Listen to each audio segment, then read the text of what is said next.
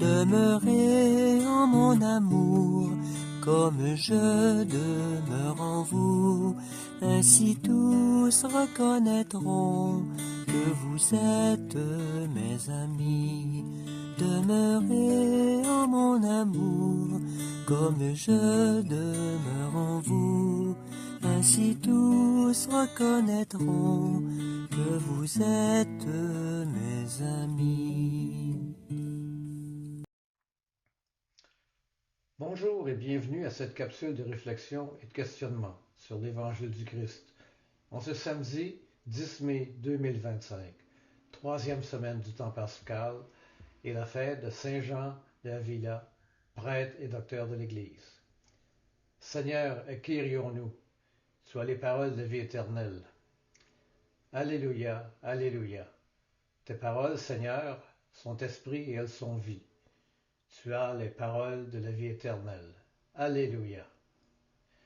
Évangile de Jésus-Christ selon Saint Jean. Gloire à toi, Seigneur Jésus. Seigneur, purifie mon esprit. Purifie mes lèvres. Et purifie notre cœur, à chacune et chacun d'entre nous.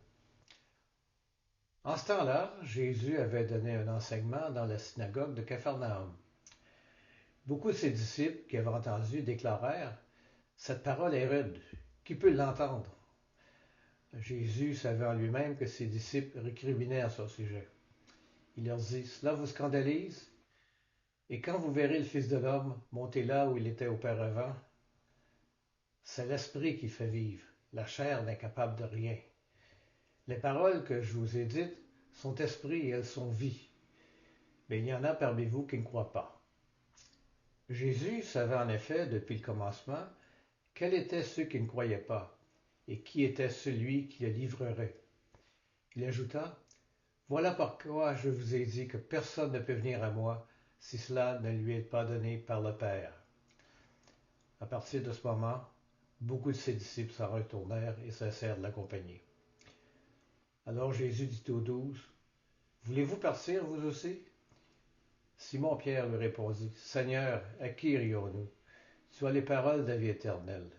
Quant à nous, nous croyons et nous savons que tu es le Saint de Dieu. » Gloire à toi, Seigneur Jésus. Frères et sœurs, à qui irions-nous, Seigneur? Cette question de Pierre nous résonne particulièrement en ce mois de mai, qui est le mois de Marie. Comme le peuple face à Josué, nous sommes appelés à choisir qui nous voulons servir. Comme les disciples, devant les paroles rudes de Jésus sur le pain de vie, nous sommes parfois déconcertés par les exigences de l'Évangile. Marie nous montre le chemin. À l'Annonciation, elle choisit la fidélité malgré l'incompréhension. Au pied de la croix, quand beaucoup abandonnent, elle reste. Elle conserve fidèlement les paroles de Dieu dans son cœur, même quand elles semblent difficiles. Saint Paul compare l'amour du Christ pour l'Église à celui d'un époux.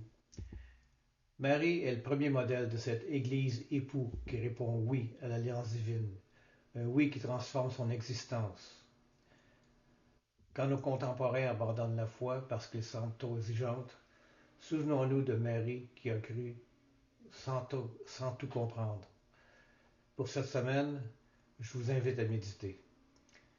Dans les moments où ma foi est mise à l'épreuve, est-ce que, comme Marie, je sais garder et méditer la parole dans mon cœur, même quand elle me dépasse? Je vous souhaite une très belle semaine et n'oublions pas que c'est le mois de Marie.